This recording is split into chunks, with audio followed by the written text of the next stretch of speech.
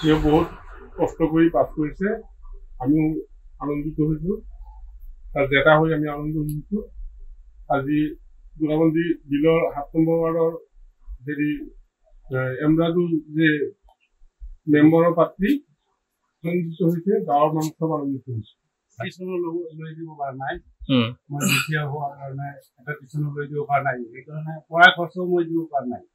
কিন্তু সেই 10-15টা ল'ৰা ছোৱালী টিউচন পঢ়াই যেনে তেনে পঢ়ি আছিল। মই ভাবিছিলো যে যেন তেন এটা ৰিজাল্ট ওলাব নেকি, নাই ভালেই ওলাইছে, আমাৰ মন খুশি হয়েছে। নমস্কাৰ, মোৰ নাম ৰজিনা খাতুন।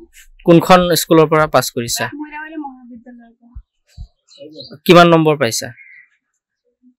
398 পাৰ্চেন্টেজ 71%। তোমাৰ দেউতাই কি কৰে?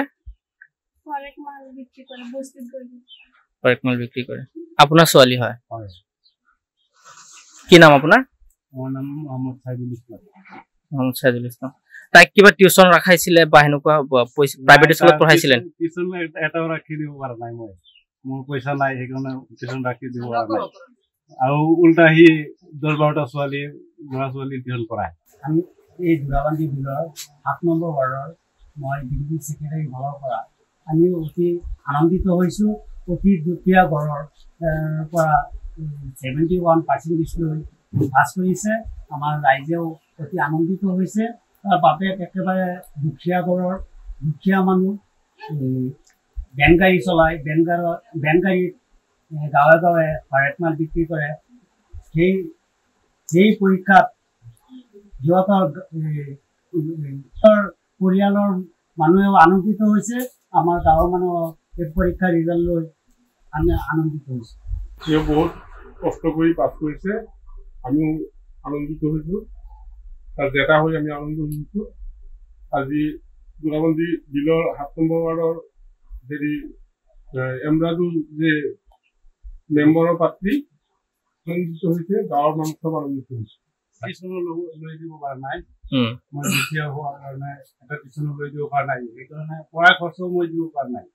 কিন্তু সেই 10-15টা ল'ৰা ছোৱালী টিউচন পঢ়াই যেনে তেনে পঢ়ি আছিল।